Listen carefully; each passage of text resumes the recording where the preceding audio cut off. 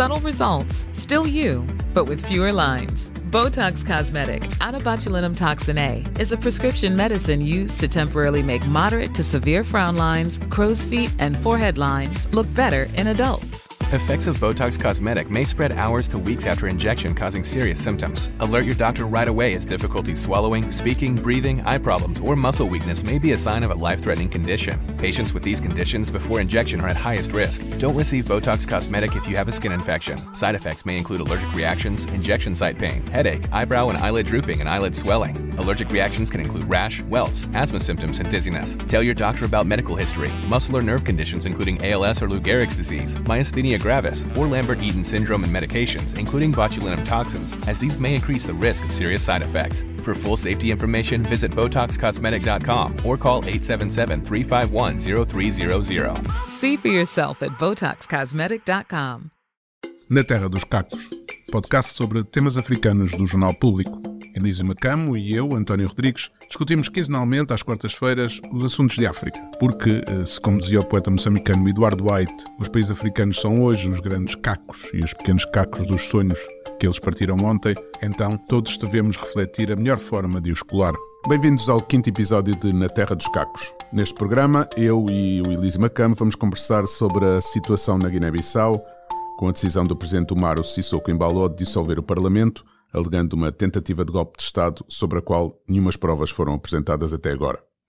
Como a Constituição da Guiné-Bissau diz explicitamente no número 1 do seu artigo 94º, a Assembleia Nacional Popular não pode ser dissolvida nos 12 meses posteriores à eleição, aquilo que Umaro Sissoko Embaló está a fazer só pode ser considerado uma flagrante violação da Constituição, como diz a Ordem dos Advogados guineense, que também diz que isto é um atentado ao normal funcionamento das instituições democráticas e que abre mais uma crise política institucional na Guiné-Bissau e leva ao desmoronamento do Estado de Direito democrático. E isto tudo ainda na perspectiva da Ordem dos Advogados.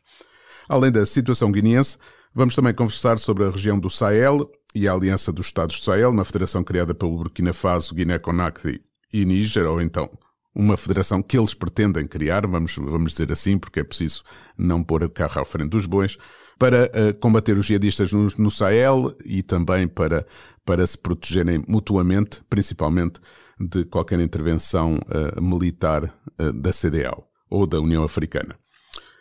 Todos eles são governados por juntas militares, saídas de golpes de Estado e, portanto, vamos ver o que é que vamos conversar sobre isso. Na segunda parte, no nosso espaço de entrevista, vamos conversar com Jonuel Gonçalves, um investigador angolano, habitual colaborador do Público, que acaba de publicar em Portugal e Angola o livro Angola, 5 séculos de guerra económica.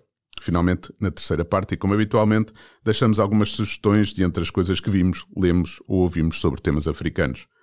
Obrigado por estarem connosco. Venham daí para mais uma conversa sobre a África. Infelizmente, a Guiné-Bissau já nos habituou a estar nas notícias pelas piores razões. O país de uma história da independência conturbada chega ao seu 50º aniversário mergulhado em mais uma crise política profunda. De um lado, um presidente com tiques autoritários que não se conforma com o colete de forças da Constituição semipresidencialista e quer ser um presidente executivo. Do outro, um partido maioritário que não quis ou não soube reforçar as instituições democráticas e vê-se agora a braços com um chefe de Estado disposto a desafiar os limites que lhe são impostos pelo sistema político para forçar a sua vontade. Numa região como a da África Ocidental, onde os golpes de Estado se tornaram comuns nos últimos anos, Umaro Sissoko Embaló conta com uma organização regional, a CEDEAO, Comunidade Económica dos Estados da África Ocidental, dominada pela Nigéria, descredibilizada por ser incapaz de garantir a democracia e o Estado de Direito e, com isso, fazer valer a sua vontade. Embaló parece acreditar que a comunidade internacional, perante tanto golpe de Estado, não se irá cruzar no seu caminho, mesmo naquilo que pode ser considerado um golpe constitucional, porque prefere um presidente autoritário que chegou ao poder através das urnas que arriscar um outro golpe militar. O que pensa da situação, Elísio? Boa tarde. Olha, António, eu tenho a minha voz gravada neste podcast, expressar um grande em relação à Guiné. foi há bem pouco tempo, acho que foi há 4 semanas. E eu não vou dar o braço a torcer, porque eu tenho uma leitura ligeiramente diferente do que está a acontecer na Guiné. Mas para partilhar essa leitura, eu gostaria de fazer dois reparos que me parecem, do ponto de vista, digamos assim, conceitual e teórico, muito importantes.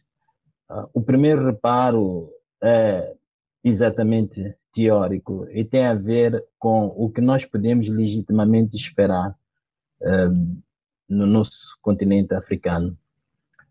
Então, isso que a paz, a harmonia, o bem-estar, o respeito pela Constituição são as últimas coisas que nós devíamos esperar que se estivessem a registrar agora, dadas as circunstâncias em que esses países se encontram. Portanto, o que é em África é o anormal, infelizmente.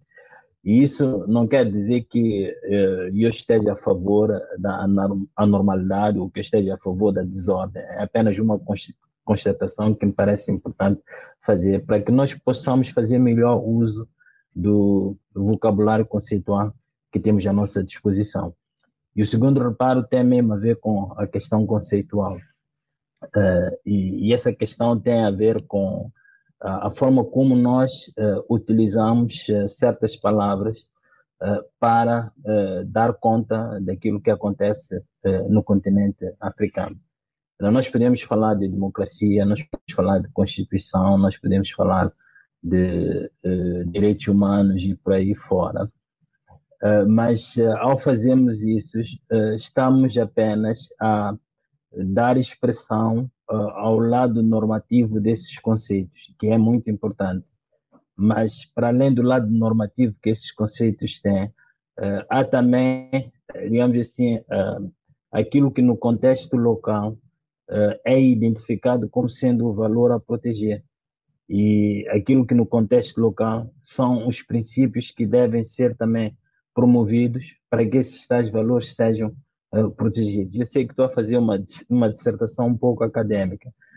Vou tentar ser mais concreto agora. O que eu quero dizer é que nós temos que ter o cuidado de não deixar que os conceitos da ciência política ou da sociologia política pensem por nós. E acho que a Guiné é um exemplo muito interessante do que eu estou aqui a tentar refletir. O que eu acho interessante em todas essas questões que a Guiné está a levantar é a forma como largamente essas questões estão a ser discutidas sempre com referência à instituição. Mesmo agora que houve disparos, a grande discussão que está a acontecer na Guiné é se isto é constitucional ou não, qual é o papel da PGR, qual é o papel da Assembleia.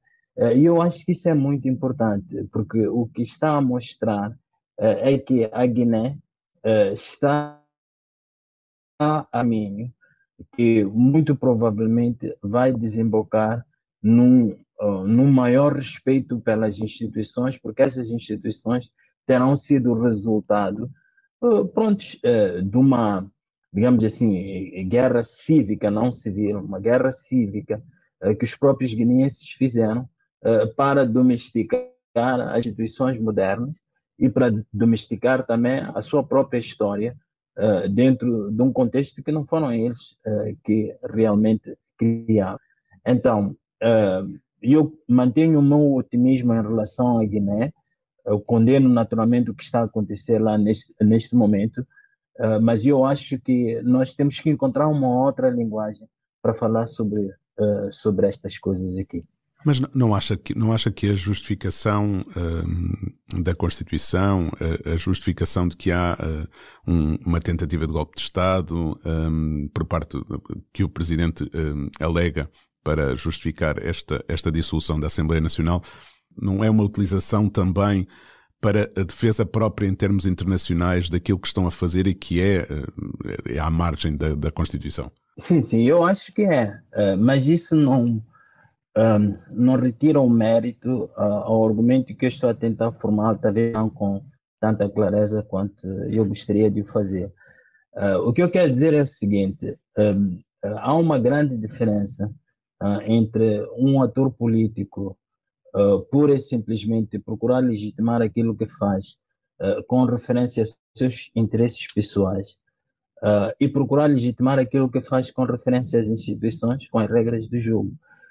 Porque quanto mais a pessoa faz referência às regras do jogo e às instituições, mais se compromete com elas e mais espaço cria na cabeça das pessoas da importância que esse discurso institucional, esse discurso normativo tem para a própria conceitualização, digamos assim, da política. Então, é isto que eu acho extraordinário na Guiné, que eu não vejo com a mesma ênfase, por exemplo, em Moçambique ou em Angola. Olha, ainda ontem estava a conversar com alguns amigos que me falavam de obras que existem na Guiné, escritas por constitucionalistas, a fazerem uma reflexão sobre os próprios da Guiné. Eu não conheço nenhuma obra de um constitucionalista moçambicano a refletir as questões políticas moçambicanas, e não conheço também nenhuma em Angola. O que eu conheço são apenas livros que, provavelmente, repetem o que a Constituição diz. Então, eu acho que isso é muito significativo. E eu estou convencido de que a Guiné, dentro de 10 ou 15 anos, vai nos surpreender pela maturidade das instituições, por causa de tudo que está a passar neste momento e que não é nada. Claro que não há de que prontos, não sei, os atores políticos tenham a decência e o cuidado de agir sempre no interesse nacional, porque naturalmente que a incapacidade de agir no interesse nacional é que está na origem de todos estes problemas que a Guiné está a viver e que Moçambique, Angola e vários outros países africanos também estão a viver. Mas eu acho que a Guiné está a caminhar por atalhos que me parecem muito significativos. Ou seja, aquilo que o professor está a dizer é que há instituições democráticas que se consolidaram na Guiné-Bissau, apesar de os políticos continuarem a questioná-las. Sim, olha, o que eu estou a dizer, talvez dizer isto de uma outra maneira, são duas coisas. Nenhuma democracia se estabeleceu por proclamação, né? Nenhuma. Mesmo no caso, digamos assim, da mais, como é que é, paradigmática, que é a americana, e a gente conhece a Constituição americana, sabe, aquele foi um processo, foi o culminar de um processo que em nada é diferente do que a gente está vendo. É bom que nos Estados Unidos houve guerra civil. É bom não esquecer que houve muita resistência, por exemplo, a uma Constituição Federal. É bom não esquecer também que a aliança de certos setores da sociedade americana com o Reino Unido continuou forte e tudo isso aí, né? Então, a primeira coisa que eu estou a dizer é justamente essa aí. Democracia não vem por proclamação. Democracia vem pelo trabalho que, infelizmente, vai ter que ser feito. E esse trabalho vai ser feito no meio de conflitos que vão ser violentos, muitas vezes vão ser perdidas vidas, há de haver muita injustiça e por aí fora. Então, essa é a primeira coisa. Mas a segunda coisa que eu estou também a tentar dizer é que é preciso nunca esquecer que nós estamos a ter que construir o Estado-nação, como alguns cientistas políticos diriam, dentro de circunstâncias que não fomos nós a criar. Isso, naturalmente, que vai produzir muitos problemas. E aí sabe, eu podia propor vários temas para discussão aqui. Por exemplo, o fato de não haver forças sociais claramente delineadas que pudessem servir como a base ou uma espécie de infraestrutura para a negociação do tipo de arranjos políticos que podem ser instalados para garantir que, que essas forças vivam mais ou menos em harmonia, ou que pelo menos não entrem pelo caminho da violência. Então, é uma maneira de dizer que os guineenses, os africanos, do modo geral, têm que procurar encontrar o conteúdo dos conceitos através dos quais nós procuramos analisar aquilo que eles estão a fazer. Tanto o conteúdo do conceito de democracia, o conteúdo do conceito de direitos humanos, o conteúdo do conceito de cidadania. E é isso que eu vejo os guineenses a fazer no meio de toda aquela confusão, naturalmente, que é preciso condenar, sobretudo a atitude do presidente. Passando para o nosso segundo tema. Os ministros dos Negócios Estrangeiros do Mali, do Níger e do Burkina Faso recomendaram a Aliança dos Estados do Sahel, criada pelos 3 países para prestar assistência mútua em casos de ataques à soberania e à integridade territorial dos 3 Estados, isto é, criada para prestar assistência em caso de a CDAO querer enviar forças militares para repor as ordens constitucionais nesses países. Portanto, os ministros dos Negócios Estrangeiros recomendaram à Aliança a criação de uma confederação dos 3 países com vista a fazê-la evoluir para uma federação. Os ministros insistiram na diplomacia, na defesa e no desenvolvimento como bases para consolidar uma integração política e económica dos 3 países. O que pensa desta iniciativa, professor? Sim, olha, aqui é onde a minha abordagem chega aos seus limites, né? Porque eu estava num outro momento a falar muito bem daquilo que é mau na Guiné e agora tenho que limitar um pouco o alcance dessa abordagem. O que nós estamos a ver nesses países é o eterno conflito em África entre ideologia e pragmatismo. É o que nós estamos a ver agora. Portanto, esta grande tensão que existe entre se nós vamos olhar a política numa perspectiva, digamos assim, ideológica, como foi o caso em Moçambique e Angola, e está a ser o caso na África do Sul, no Zimbábue, e agora nestes 3 países, ou se nós vamos olhar para a política, para a governação, numa perspectiva puramente pragmática. E o que está acontecendo no Niger, no Mali e no Burkina Faso é a emergência, digamos assim, de uma elite político-militar que tem uma certa tendência de privilegiar o ideológico em detrimento do pragmático. Portanto, os próprios golpes de Estado que foram feitos não foram feitos por serem absolutamente necessários do ponto de vista, digamos assim, do desenvolvimento, da paz, da estabilidade desses países. Eles foram feitos também porque as pessoas que estiveram à frente disso aí parecem ter uma motivação ideológica muito forte. E, infelizmente, é uma motivação ideológica que não é necessariamente positiva, né?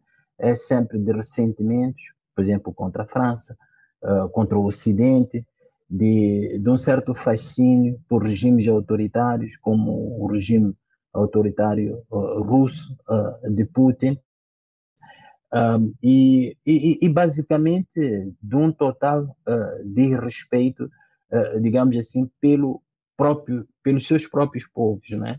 Mas sempre tudo embrulhado num discurso naturalmente populista, que tem muitos ouvintes e tem muitos seguidores no continente africano.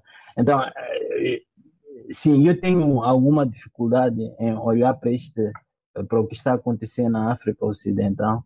A única forma que eu encontro de refletir sobre isso é justamente em torno desta tensão entre ideologia e pragmatismo.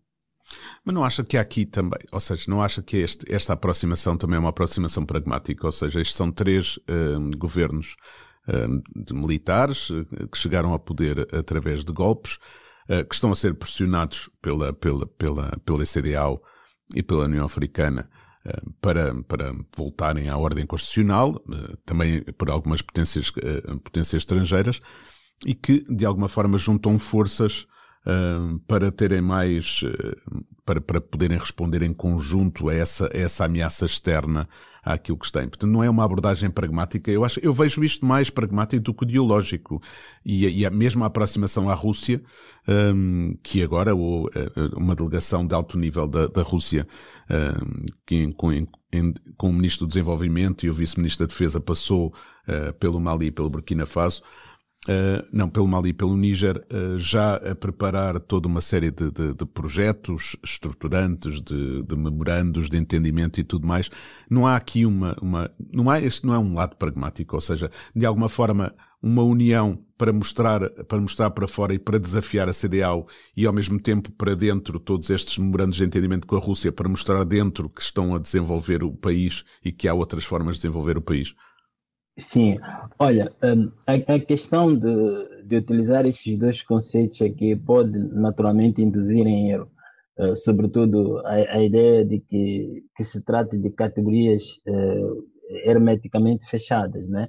Mas há vários níveis de pragmatismo, assim como há vários níveis de ideologia, e, portanto, pode haver pragmatismo dentro da ideologia, como também pode haver ideologia dentro do pragmatismo.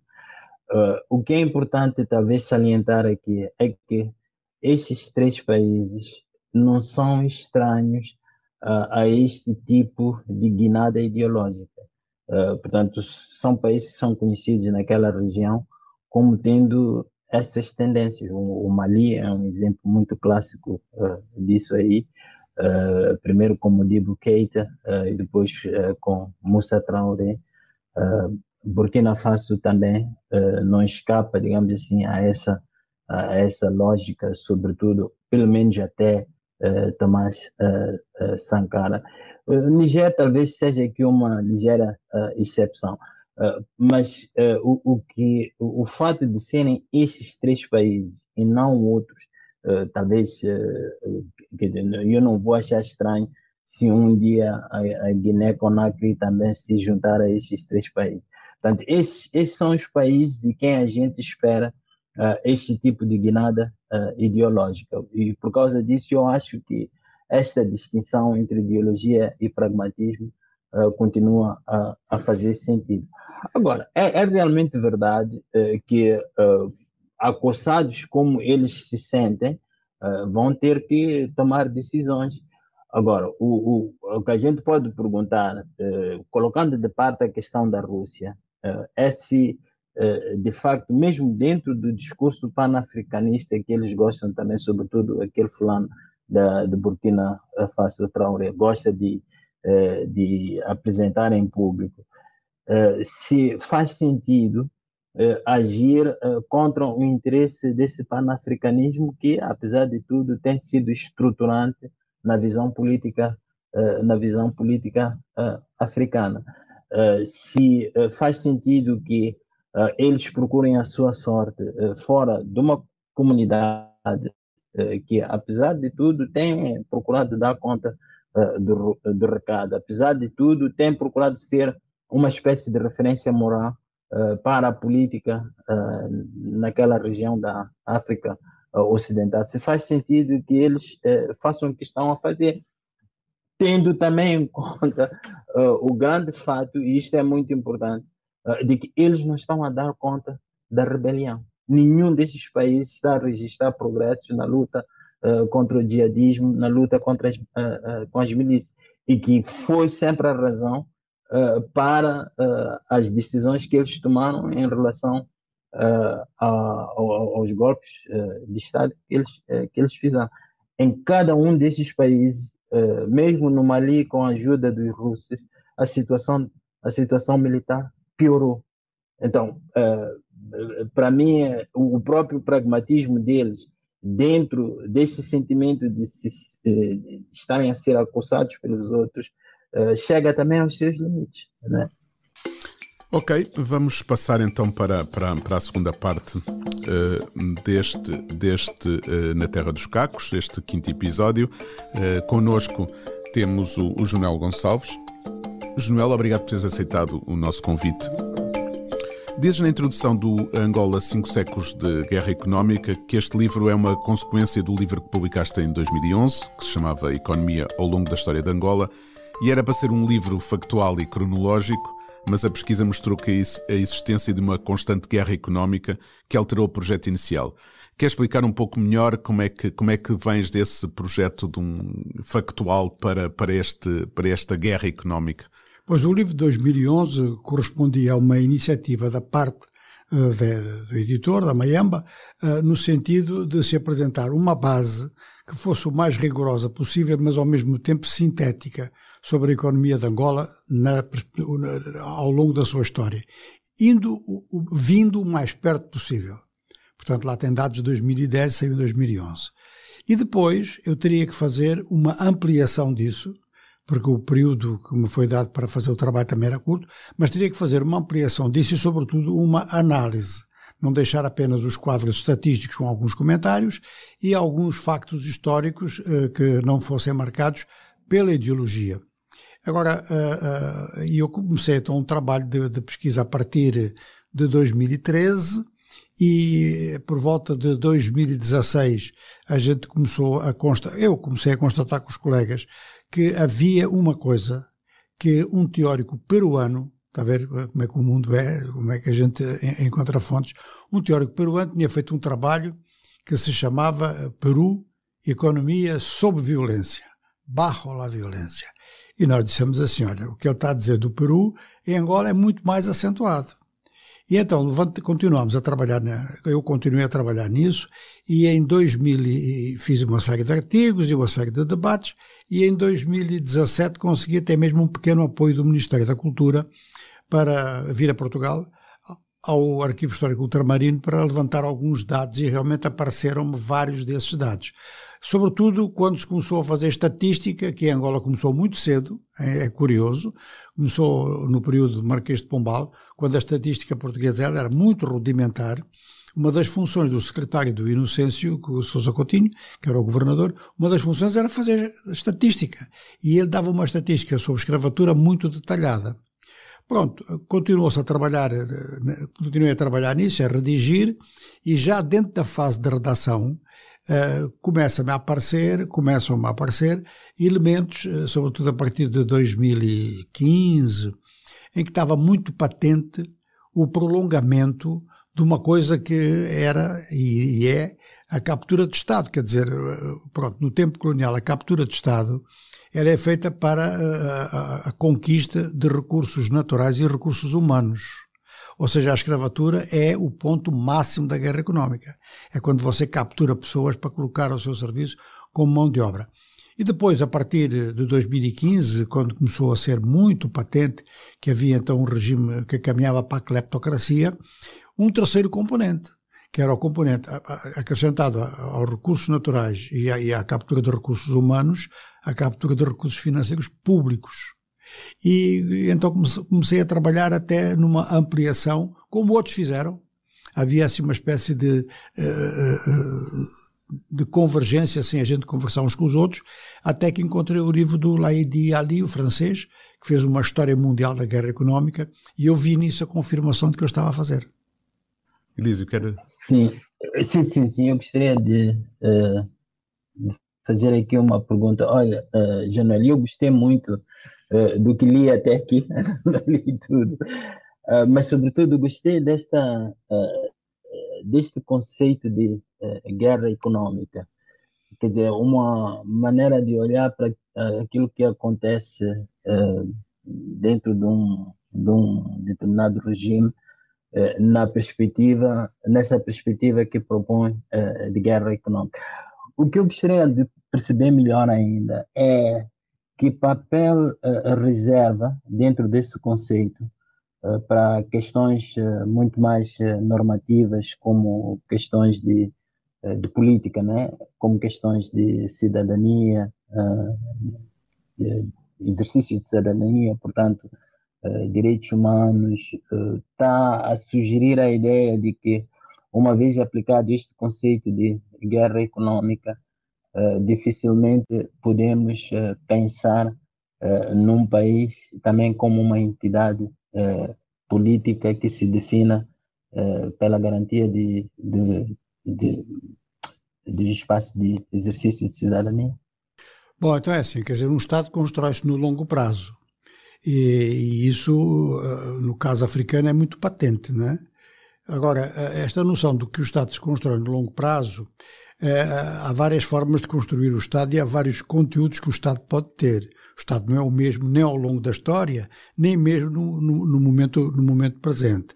De maneira que a questão que se coloca é assim, quer dizer, há necessidade simultânea, em virtude da aceleração da história e em virtude justamente das reivindicações de cidadania, um Estado como o Estado português, que é dos mais antigos do mundo, tem 900 anos, quando se criou não haviam determinadas reivindicações que 400 anos depois eram outras, 500 depois eram outras e tal.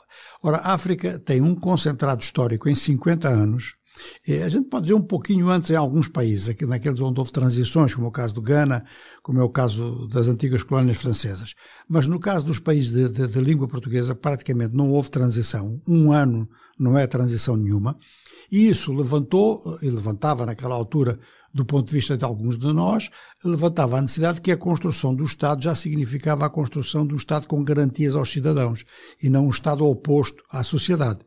Ora, como isso não foi feito, e o Estado ficou num exercício repressivo, e ficou também com um cheque em branco, porque teve apoio das sociedades, não foi sem apoio das sociedades.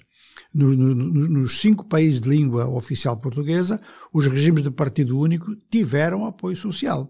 E no caso concreto de Angola, mesmo com eleições livres, como foram as de 92, 90% da população que estava contra a guerra votou nos partidos da guerra. Quer dizer, onde é que perde essa legitimidade? Perde a legitimidade quando exagera na repressão, e exagera, não é quando faz, é quando exagera, e quando se começou a notar então que o Estado era, mais tarde os sul-africanos vêm introduzir a expressão de captura de Estado, mas até então era a expressão que se usava a propósito do Haiti de cleptocracia. Era um Estado onde o Jean-Pierre Bayeux, por exemplo, o francês, definiu como uma classe-Estado. E a partir daí começaram a transformar os bens públicos em bens privados. Ora, isto é o contrário da cidadania. Quer dizer, as noções de cidadania e uma coisa muito simples, que é a Declaração Universal dos Direitos do Homem, é que são a grande defesa em relação a isto. Eu lembro-me de um dirigente congolês do Congo-Brazzaville que foi derrubado, o Pascal Lissouba, que era muito melhor como intelectual antes de tomar o poder do que depois, quando tomou o poder. Mas o Lissouba, quando tomou o poder, disse assim: os direitos humanos são a diferença entre a sociedade humana e o jardim zoológico. Mas ele, quando disse o jardim zoológico, não se referia aos animais, referia-se ao facto que os animais estão enjaulados, que esse é que era o aspecto mais importante. De maneira que nós continuamos com esse desafio, e enquanto não houverem, realmente, não é que não haja corrupção, cleptocracia em outros países do mundo, mas, primeira coisa, temos que normalizar a própria história e dizer o que é que significou a escravatura. Quer dizer, não é pelo facto, e isso é em relação aos europeus, não é pelo facto que os europeus tiveram aliados africanos, e tiveram bastantes, e alguns em posição política importante, não é por esse facto que eles se são amnistiados dessa fase da guerra económica que era criminosa. São os crimes de guerra, aí se aplicam aí.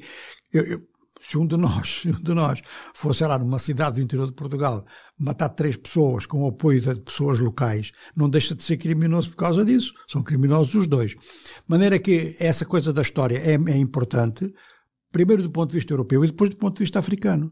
Quer dizer, há heróis africanos que colaboraram na escravatura. Essa é a primeira coisa que é preciso fazer. Por isso, eu não fiz uma análise de conjuntura só atual, eu vim aos antecedentes. E tem muita gente, sobretudo na África do Oeste, sobretudo no Senegal, que dizem que parte das classes dominantes africanas são descendentes de antigos traficantes de escravos. Há alguns exemplos que foram dados. Não foram dados de forma extensiva, mas alguns foram. Agora, Essa é a primeira parte, é por isso que é a história de 5 séculos, podia ser só do período atual, que então aí é uma grande orgia. Porquê que não havia corrupção no regime colonial? Porque o regime colonial ele já entrava para roubar. Então, quer dizer, se roubasse ao regime, estavam a roubar aos detentores do poder. Então eles controlavam isso, mas era um regime de roubo, era um regime de agressão, certo? Agora, hoje o que nós temos é a constituição de classes sociais dominantes a nível da África, que vêm de níveis de vida muito pobres. Eu conheço pessoas, não só nos países de língua portuguesa, mas em outros países de língua francesa, como por exemplo o Senegal, onde eu vivi muito tempo, e até na África do Sul, que eram pessoas muito pobres. E essa mobilidade social ascendente levou-os então a procurar uma base material. E essa base material foi por atalhos. No livro eu procuro explicar que inicialmente este processo de acaparar parte dos recursos públicos, inclusive instaurar comissões especiais, comissões em termos de comissões de gorjetas monumentais, tudo isso, quer dizer, tem como ponto de partida um projeto do José Eduardo dos Santos de criar uma burguesia nacional. Ele fez contratos com empresas estrangeiras para dar aulas de empresariado a oficiais na reserva. Porque eu acho realmente esta ideia de guerra econômica como o quadro para entender a história, digamos assim, o percurso histórico, eu acho isso fascinante. O que eu queria perguntar ao João é se nós podemos, ou se eu posso imaginar um segundo volume como sendo sobre, digamos assim, exercício de cidadania. Que é uma outra maneira de dizer que em algum momento esta guerra econômica tem que acabar. E o que é que nós propomos, o que é que nós nos propomos como sendo a sequência a essa guerra econômica? Pronto, o exercício de cidadania eu fiz antes. Um livro que se chama Imposturas Identitárias. O identitarismo é inimigo da cidadania. É a tese central desse livro das imposturas identitárias. Ou seja, que a partir do momento em que a gente é muito específico nas diferenças entre as pessoas e não nas afinidades entre as pessoas, nós transformamos a cultura em arma de guerra. E por exemplo, temos um exemplo flagrante que foi o Ruanda. Foi exatamente assim. Eu sou agricultor, estou na planície, como milho, e você está no Planalto com gado, como mandioca, 2 culturas diferentes. Quer dizer, é um abuso completo que impede a criação de uma noção e visa isso. Vota em mim porque eu sou daqui. Temos muito isso no continente africano. Não tem mais nada no programa. Então, quer dizer, a preocupação com a cidadania apareceu-me durante o trabalho sobre a guerra económica. Atenção que este meu texto sobre guerra económica, ele tem uma pré-história em 2011 e depois tem um começo de execução em 2015 e foi andando, foi parando e tal. Enquanto que o livro, que é um pequeno ensaio sobre as imposturas identitárias, foi escrito em 6 meses. Foi escrito nos 6 meses anteriores à sua edição. Portanto, aí tem essa preocupação. Agora, acabar com a guerra económica, vamos lá. Eu, portanto, estou num projeto de guerra económica à escala mundial. E a seguir este de Angola vou fazer um sobre o Brasil porque tem muito impacto. O Brasil tem na mão uma ferramenta que é decisiva na guerra económica atual, por causa da inflação. O Brasil é o segundo maior fornecedor mundial em volume de bens alimentares. Voltamos aí. Os bens alimentares são a segunda parcela da inflação mundial.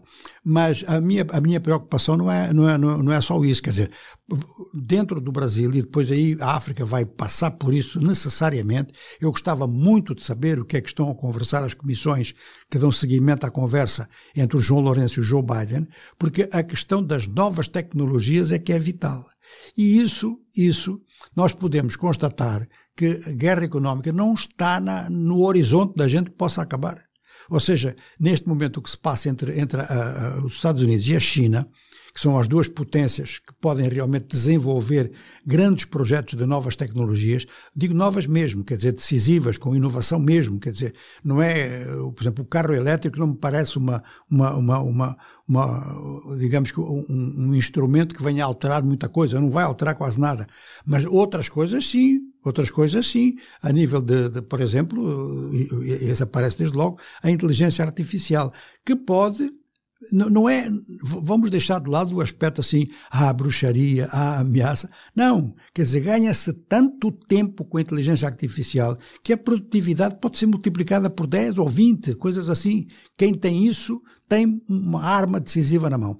Ora, os americanos e os chineses que andaram em discussão, proíbe daqui, proíbe dali, guerra económica, utilização da arma da intimidação, utilização da arma da alfândega. E agora, depois daquela conferência sobre o Pacífico em São Francisco, as coisas mudaram muito. Mas mudaram assim em poucos dias. Inclusive com autorizações de empresas mistas e não sei o quê, porque eles estavam a resvalar para uma coisa em que se iam afogar os dois. Então, acabar com a guerra económica em África eu acho muito difícil. Eu tenho a impressão que a África do Sul tinha a obrigação de estar já dentro do uso dessas ferramentas e de criar ferramentas, se não tivesse os problemas que tem. Está com dificuldade nos transportes internos, está com dificuldade na distribuição de energia elétrica, certo? Uma África do Sul que tem poder nuclear, know-how nuclear, e que tem, inclusive, uns níveis de capitalização que eram importantes. Não era um país que tivesse déficit de capital como os nossos países têm, e depois já tinha bases, por exemplo, a África do Sul tinha capacidade de fazer vacinas durante o Covid, não fez porquê? Quer dizer, temos essas perguntas assim. E alguns países da África do Norte, no meu caso, sobretudo do Marrocos e do Egito. Não estou a ver na África tropical quem possa, a não ser que se esteja a atribuir esse papel a Angola. Atenção que o Joe Biden sublinhou que Angola primeiro disse que Angola era o país mais importante da África. Bem, foi o entusiasmo dele, não é? Ele é um entusiasta, gosta do desporto, então também disse isso assim.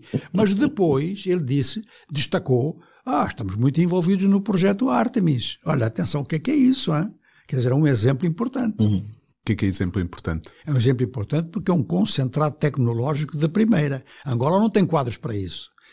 Ora, eu penso que este encontro do Joe Biden com o João Lourenço vai ter, digamos que a sua consequência principal quando no mês de janeiro for assinado o acordo militar.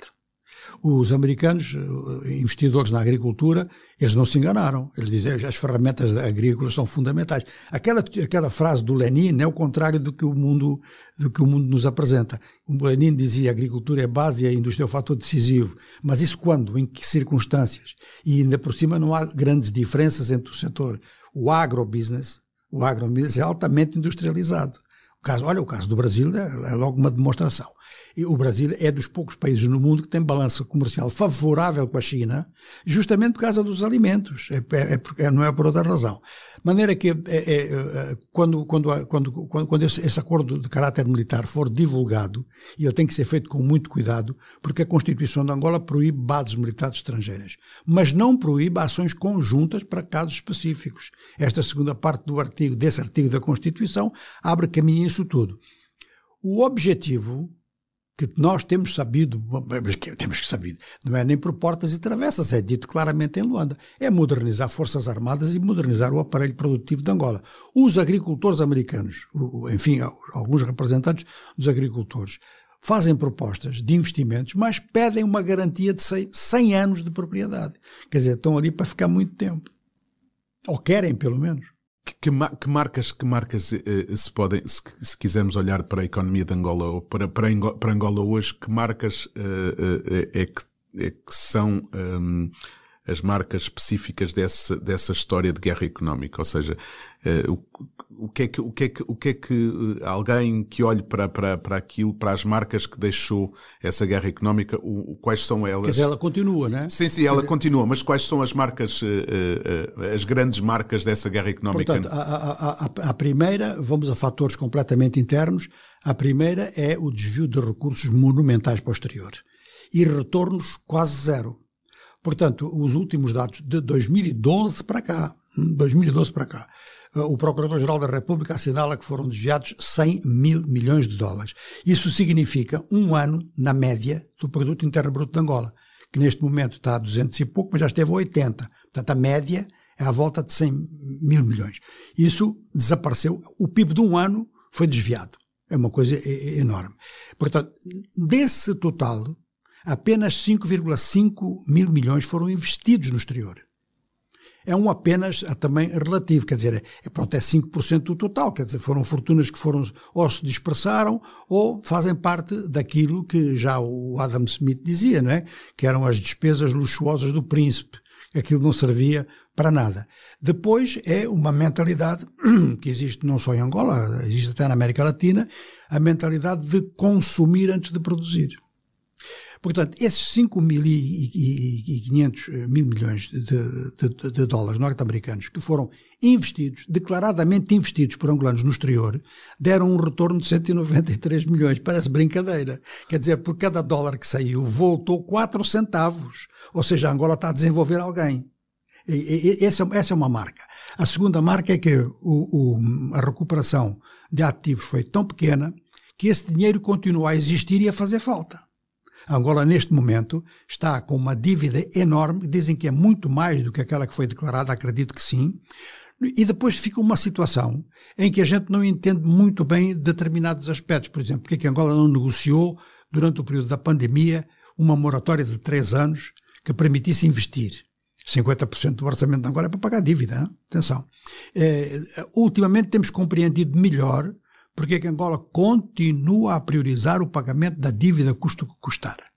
E eu até considero que a ministra Vera do ponto de vista económico, é uma excelente técnica. Porque é que está a fazer isso? Bom, está a fazer isso porque está-se a preparar uma aliança com os Estados Unidos. E os Estados Unidos têm como condição base no comportamento económico que não haja dívidas ou que elas sejam cumpridas. Isto é esse aspecto. Este é o primeiro ponto de guerra económica a nível interno, muito resumidamente. Mas a nível internacional, há uma guerra económica contra produtores de matérias-primas. Que é o quê? Os preços das matérias-primas saem completamente do controle dos seus produtores. Mas é que não têm nada a dizer. E no caso concreto de Angola, agora entrou em briga dentro da OPEP+. Mas Angola não controla nada daquilo que exporta. Exporta o petróleo em grande quantidade e em menor quantidade os diamantes. Angola não tem nenhuma influência na fixação desses preços. A própria OPEP, não estou a dizer OPEP+, a entrada da Rússia agora do Brasil muda muito os dados, mas a própria OPEP durante muito tempo reconheceu que os preços do mercado não eram fixados pelos produtores, eram fixados pelo mercado. O que é que isso significa? Para aqueles que compram. E quando foi o primeiro choque petrolífero, em seguida, agora o maior produtor mundial de petróleo são os Estados Unidos, mas logo em seguida foram criados mecanismos que garantiam aos consumidores o controle do preço. Era muito bom que isso passasse a nível interno. Por exemplo, em Angola, quem é que controla o preço da mandioca, o preço do açúcar, o preço do sal? São os comerciantes, não são os consumidores. Se nós conseguíssemos que fossem, o custo de vida melhorava bastante. Ok, obrigado, Jonoel. Já não temos tempo para mais. Elísio, vamos fechar aqui o programa habitualmente na terceira parte com as nossas sugestões. O que é que traz desta vez? Bom, desta vez trago algo que não encaixa assim muito bem, mas acho muito importante, porque eu estou a falar convosco a partir de Dakar, no Senegal, onde estive a participar na Assembleia Geral do CODESIA, que é o Conselho de Desenvolvimento de Ciências Sociais em África, que é uma organização que completou agora 50 anos de existência, foi criada em 1973. Uma grande organização científica aqui no continente. E para este evento, eles produziram um número especial do seu boletim. E este número especial contém depoimentos de vários acadêmicos e intelectuais africanos sobre o significado do CODESIA para a investigação, para a pesquisa, para o trabalho acadêmico, para a universidade no continente africano. E eu acho esses depoimentos fascinantes. Eu digo isto com alguma trepidação, porque também contribui para esse número especial, mas pronto, há mais colegas que contribuíram para isso aqui. E eu acho isto muito bom. É um bom registro do que há de bom ao nível da produção do conhecimento no nosso continente. Portanto, é o boletim do CODESIA, é o número 3 e 4 de 2023, que celebra os 50 anos de fundação desta grande organização, e eu gostaria de recomendar a leitura desses vários depoimentos. Pelo meu lado, venho falar de uma exposição, e venho falar já atrasado, que já devia, e há muito tempo que estava para falar dela, que é uma exposição que está em exibição até 15 de janeiro no Museu de História Natural em Luanda, que é uma exposição a dois entre o angolano Kiluanji Kiaenda e o zimbabuano Félix Chumba. Chama-se Memórias de um Rio Envenenado e, como diz Kiluanji, é uma exposição sobre a humanidade e a sua trágica caminhada pela Terra, onde os animais e a paisagem são vítimas do extrativismo desalmado. E, portanto, eu acho que para quem puder, ou seja, para quem estiver em Luanda ou para quem passar por Luanda, eu aconselho vivamente. O Kiluanji é uma referência da arte angolana e não só, e da arte africana, e, portanto, acho que vale a pena passar por lá. Com estas sugestões, nos despedimos de mais este episódio de Na Terra dos Cacos, marcando desde já encontro para o próximo episódio. Os nossos agradecimentos e até lá, como dizem os angolanos, estamos juntos. O público fica no ouvido.